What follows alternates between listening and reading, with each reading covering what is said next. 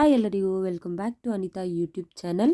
ನೆಗಡಿ ಕೆಮ್ಮು ಶೀತ ಆದಾಗ ತುಂಬ ಎಫೆಕ್ಟಿವ್ ಆಗಿ ಕೆಲಸ ಮಾಡುವಂಥ ಒಂದು ರಸಮನ್ನು ಇವತ್ತು ನಾವು ಟ್ರೈ ಮಾಡೋಣ.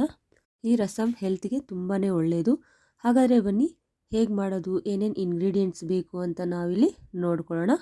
ನಾನಿಲ್ಲಿ 1.5 ಟೇಬಲ್ ಸ್ಪೂನ್ ಮೆಣಸು, 1.5 ಟೇಬಲ್ ಸ್ಪೂನ್ ಜೀರಿಗೆ, ಒಂದು ದೊಡ್ಡ ಸೈಜ್ ಬೆಳ್ಳುಳ್ಳಿನ ಈ ರೀತಿ ಜಜ್ಕೊಂಡಿದ್ದೀನಿ, ಕರಿಬೇವು ಸೊಪ್ಪು, ಕೊತ್ತಂಬರಿ ಸೊಪ್ಪು ಒಂದು ಅರ್ಧ ಇಡಿ, ಮೀಡಿಯಮ್ ಸೈಜ್ 3 ಟೊಮ್ಯಾಟೊ, ಎರಡಾದರೂ ಪರವಾಗಿಲ್ಲ, 7ರಿಂದ 8 ಒಣಮೆಣ್ಸಿನ್ಕಾಯಿ ಈ ಥರ ಪೀಸ್ ಮಾಡ್ಕೊಂಡಿದ್ದೀನಿ, ಒಂದು ಅರ್ಧ ಇಡಿ ಹುಣಸೆ ಹಣ್ಣನ್ನು ನೆನೆಸ್ಕೊಂಡಿದ್ದೀನಿ. ಈಗ ಒಂದು ಜಾರ್ಗೆ ಜೀರಿಗೆ ಮತ್ತು ಮೆಣಸನ್ನು ಹಾಕ್ಕೊಂಡು ಪೌಡ್ರ್ ಮಾಡಿ ಸೈಡ್ಗೆ ಇಟ್ಕೊತೀನಿ. ಈ ಪೌಡ್ರನ್ನು ಸೈಡ್ಗೆ ಇಟ್ಕೊಂಡು ನೋಡಿ ಈ ರೀತಿ ಪೌಡ್ರ್ ಮಾಡ್ಕೋಬೇಕು. ಈಗ ಸೈಡ್ಗೆ ಇಟ್ಕೊತೀನಿ ನಾನು. ಮತ್ತು ಚಿಕ್ಕದೊಂದು ಪಾತ್ರೆಗೆ 3 ಮೀಡಿಯಮ್ ಸೈಜ್ ಟೊಮೆಟೊನ ಸಣ್ಣದಾಗಿ ಕಟ್ ಮಾಡಿ ಸ್ವಲ್ಪ ನೀರು ಹಾಕಿ ಟೊಮೆಟೊ ಸಾಫ್ಟ್ ಆಗೋವರೆಗೂ ಚೆನ್ನಾಗಿ ಬೇಯಿಸ್ಕೊತೀನಿ.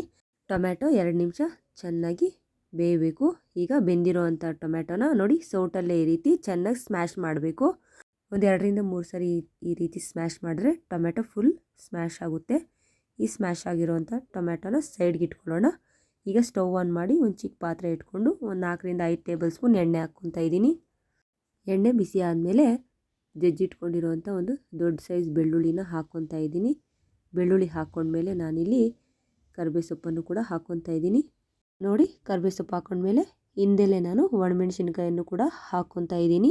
ಇವು 3 ಹಾಕ್ಕೊಂಡು ಚೆನ್ನಾಗಿ ಫ್ರೈ ಮಾಡ್ಕೊಬೇಕು. ಕಲರ್ ಚೇಂಜ್ ಆಗೋವರೆಗೂ ನಾವು ಫ್ರೈ ಮಾಡ್ತಾನೆ ಇರಬೇಕು.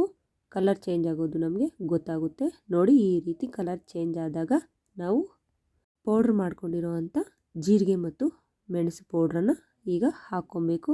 ಸ್ವಲ್ಪ ಲೈಟಾಗಿ ಅದನ್ನು ಸಹ ಫ್ರೈ ಮಾಡಿ ಒಂದು ಅರ್ಧ ಟೀ ಸ್ಪೂನ್ ಅರಿಶಿನ, 1 ಟೇಬಲ್ ಸ್ಪೂನ್ ಉಪ್ಪು ಹಾಕ್ಕೊಂಡು ಚೆನ್ನಾಗಿ ಮಿಕ್ಸ್ ಮಾಡ್ಕೊಂಡಾದಮೇಲೆ ನಾನಿಲ್ಲಿ ಹುಣಸೆ ರಸನ ರೆಡಿ ಮಾಡ್ಕೊಂಡಿದ್ದೀನಿ.